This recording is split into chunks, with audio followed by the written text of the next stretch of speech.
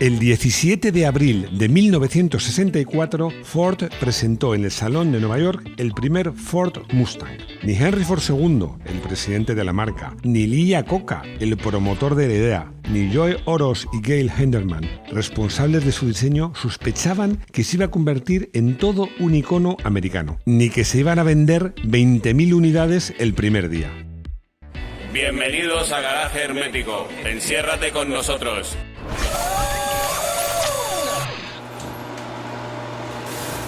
Tampoco se imaginaba este éxito Carroll Shelby, que hizo todas sus preparaciones, una gran parte de preparaciones, sobre el Mustang, el coupé Fastback. Seguro, bueno, en este canal hay mucho nivel y seguro que todos sabéis que es un Fastback. Un coupé, seguro que lo sabéis. Un coche generalmente 2 puertas, puede ser 2 o 4 plazas, pero con tintes deportivos. Pero un Fastback es una carrocería que la luneta trasera es muy tendida. Y lo más importante, que la trasera, Fastback sería como corte rápido, por decirlo así. Los italianos dicen coda tronca o cola truncada. Acaba abruptamente como si fuera con un corte. Esto, aparte de una cuestión meramente estética, porque hace al coche, le da un aspecto más deportivo, tiene también una ventaja aerodinámica, porque en la parte trasera de un coche puedes tener 2 soluciones. Una sería, imaginaros por ejemplo un DS21, una trasera que acaba muy fina, y entonces abres un hueco en el aire y lo dejas que se vaya otra vez volviendo a su ser, y otra es esta, que provoca rebufos, pero rebufos que te favorecen. O sea que era una solución que tenía una parte estética y una parte aerodinámica.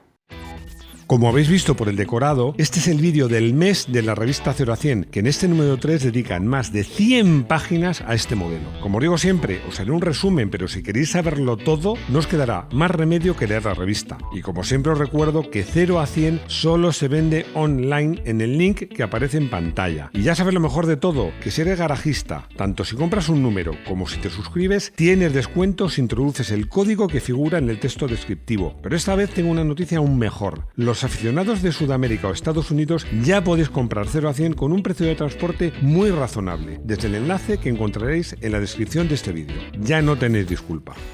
Y vamos ya con la historia de un mito americano, el Ford Mustang. Lee Iacocca, el culpable.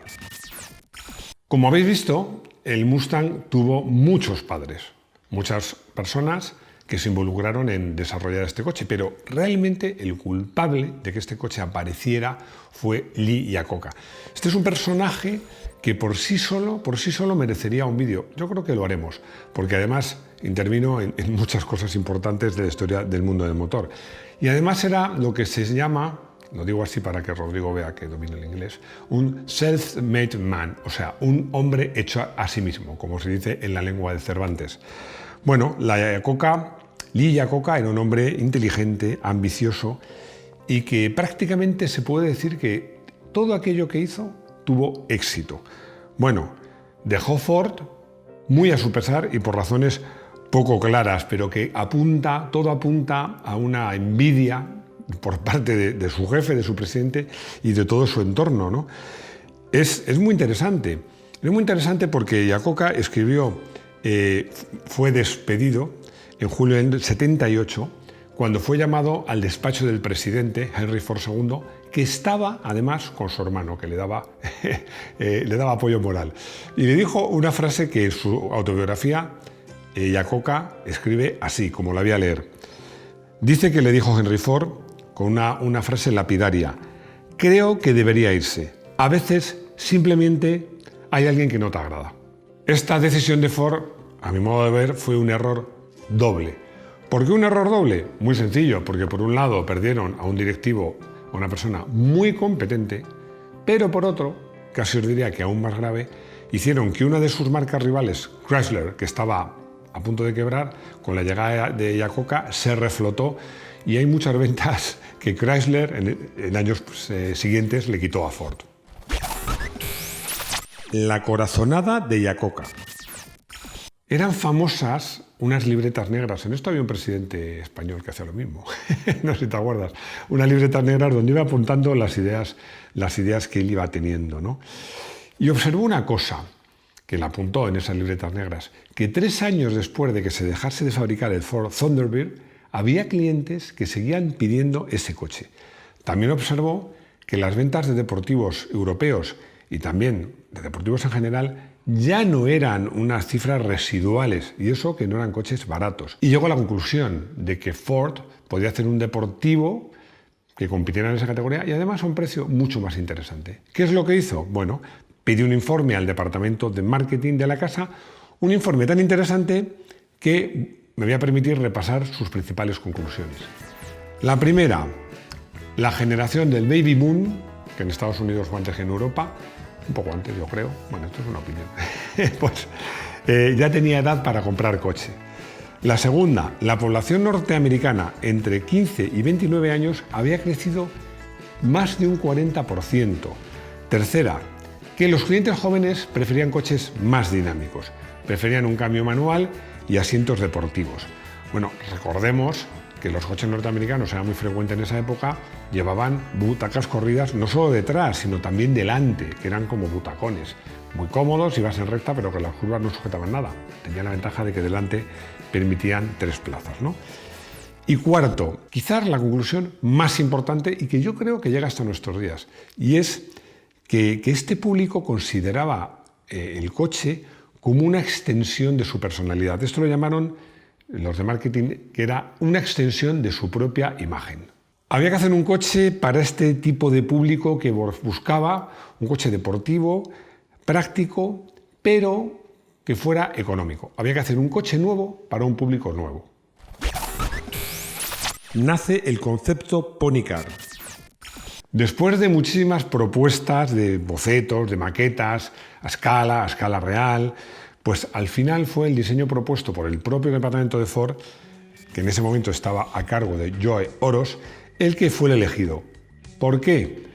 Bueno, porque según Iacocca y muchos de los directivos, el diseño que el departamento estaba a cargo de Joe Oros, pero el diseñador fue Gail Halderman, era el único de todos los propuestos que, según palabras de Iacocca, parecía estar en movimiento incluso cuando estaba parado, que fue una virtud del diseño que apreció mucho, ¿no? Yo para mí lo comparto con Iacocca modestamente. Yo creo que un coche en movimiento y esos coches que incluso en parado pues parece que están en movimiento, yo creo que son los más bonitos. Y os digo más, es una de las explicaciones por las cuales yo soy aficionado a las miniaturas de slot más que a las miniaturas estáticas. El Mustang, si no inventa, al menos hace popular el concepto Pony Car, que era coche para las medidas que se estilaban allí, de tamaño y peso razonables y que además estaban basados en otros modelos que ya existían, ¿no?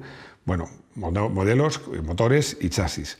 Realmente este era el caso del Ford Mustang, que en el fondo estaba basado en los Falcon, Sprint y en el Fairlane.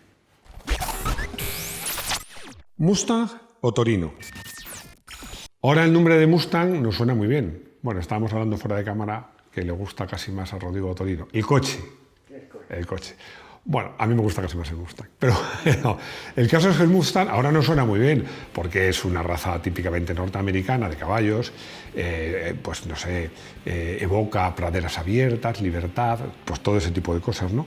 Pero hubo mucha propuesta de nombres, pero hubo un finalista de nombre, que el nombre era exactamente Torino, que no se usó en este coche, pero luego sí se usó en el que le gusta a Rodrigo, en coches posteriores.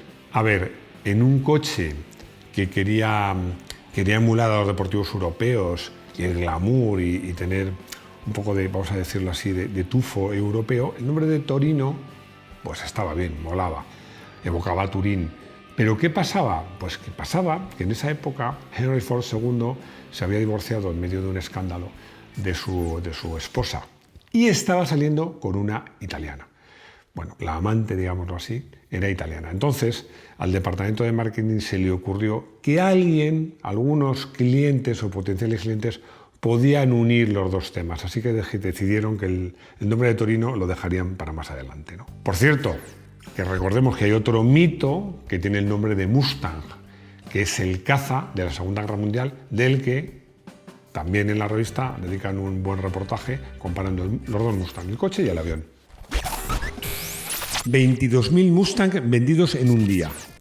Como decíamos al empezar, quiero leer la fecha para no equivocarme, el 17 de abril de 1964 se presenta en el Salón de New York el Ford Mustang, con una campaña de lanzamiento sin precedentes, donde había televisiones, un montón de revistas, se hizo incluso una caravana de periodistas que iban a ir en el coche desde Detroit hasta Nueva York. Bueno, no sé si Detroit a Nueva York o al revés, ¿no? La previsión era vender 100.000 unidades el primer año, pero enseguida, incluso antes de poner a la venta el coche, ya corrigieron las previsiones y dijeron que iban a ser 240.000.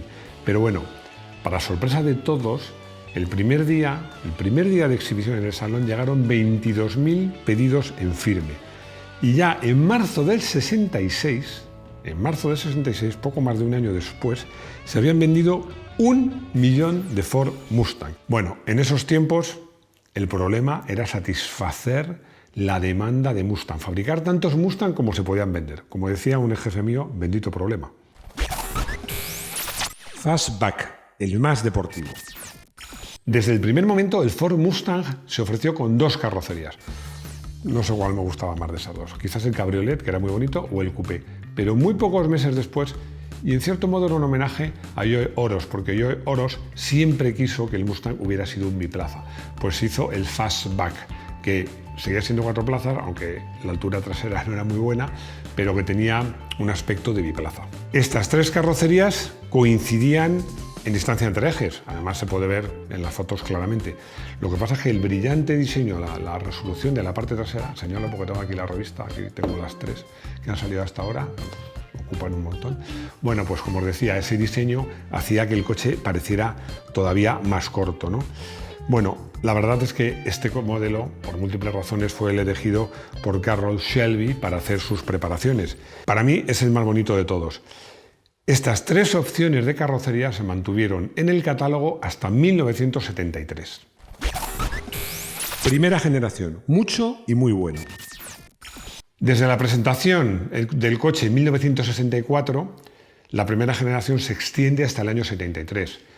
Todos son primera generación, pero hay un montón de variables, un montón de modelos, entre ellos la versión Fastback. El rediseño más importante fue en el año 1969, que en esa ocasión el coche crece bastante. En concreto, la versión Fastback crece bastante en tamaño y peso, pero acaba acaparando el 40% de las ventas. Y por cierto, aparece una versión que yo recuerdo porque la vi en la base aérea de Torrejón cuando era adolescente o poco más que adolescente, que era el Ford Mustang Mach 1, que además lo ponía bien grande atrás, era un coche espectacular, ¿no? Bueno, ya en los años 71 a 73 cambia todavía más el coche, sigue siendo la primera generación, pero la línea posterior se hace más rotunda. Motorizaciones para todos los gustos. El Mustang nace con un simple 6 cilindros de 2,8 litros y 101 caballos. La verdad es que estaba hablando de la historia del Mustang y me he dado cuenta, no he hablado de motores. Es que el Mustang llevó una cantidad de motores brutal. Este es el inicial, como os digo, que era un motor de 101 caballos, pero es que llevó V8s de hasta 7 litros de cilindrada y con potencias que llegaron hasta los 425 caballos. Bueno, el bosque que hay de motores, tipos de cambio, distintos grupos posteriores, es enorme. No lo puedo contar todo, pero sí digo que en la revista viene con todo detalle. La verdad, la conclusión es muy sencilla. Es que todos los coches que se han convertido en mitos, como es el caso, tienen argumentos sobrados para convertirse en mitos, ¿no? El Mustang no es una excepción, porque para mí, aparte de que el coche sea precioso y que marcó un hito, un mito, fue un icono, es que es un caso claro de cómo alguien es capaz de detectar una necesidad, una inquietud de los compradores antes de que esa se produzca, ¿no? Bueno, el éxito del Mustang es tal que se han vendido millones de unidades y que realmente el Mustang actual bebe de las fuentes del Mustang inicial de 1964. Es un coche excepcional que podéis conocer a fondo en las más de 100 páginas que dedica la revista a este modelo. ¿A que no adivináis qué modelo he escogido hoy como coche del día? Os doy unos segundos. Bueno, pues el Ford Mustang. Está claro, ¿no? Está claro. Porque aparte, ya sabéis, os he contado en muchas ocasiones que tuve la oportunidad de trabajar en la base aérea de Torrejón cuando era adolescente Y cuando cuando recién cumplido 18 años que tenía carnet, y tuve la oportunidad no solo de ver muchos Mustang, sino que tuve la oportunidad de probar uno. Recuerdo perfectamente cuál era, el de motor de 6 cilindros de 122 caballos. Me diréis, bueno, pues tampoco te impresionará tanto, 122 caballos. Bueno, es que tened en cuenta que los coches que yo había llevado hasta ese momento eran un Seat 850 que daba 30 y pocos caballos y un Renault 6 que daba 40, es decir, que era más del triple, ¿no? La verdad es que el coche me encantó el sonido, me encantó el interior, es verdad que tiene unos asientos deportivos, una palanca en el suelo, y luego lo que me encantó, tanto desde fuera como desde dentro, era ese capó tan largo. La verdad es que era un coche y es muy seductor. Llegamos al consultorio, donde, por cierto, que ya sabéis que para consultas hay un correo de consultorio. Bueno, Chimo me pregunta si interesa importar un clásico desde los Estados Unidos de Norteamérica a España, ¿no?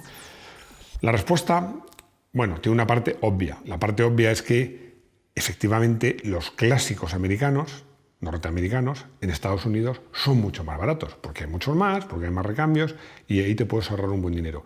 Pero tienes que tener en cuenta una cosa, que traerlo a España, incluido papeleo, incluido el propio transporte, te puede costar entre 5 y 10.000 euros. Así que es muy fácil. Mira el coche que quieres, mira lo que vale en un lado del charco y lo que vale en otro, y tú mismo te respondes. Ramón Milabert me pregunta por las sensaciones que se podía tener al conducir un Grupo B.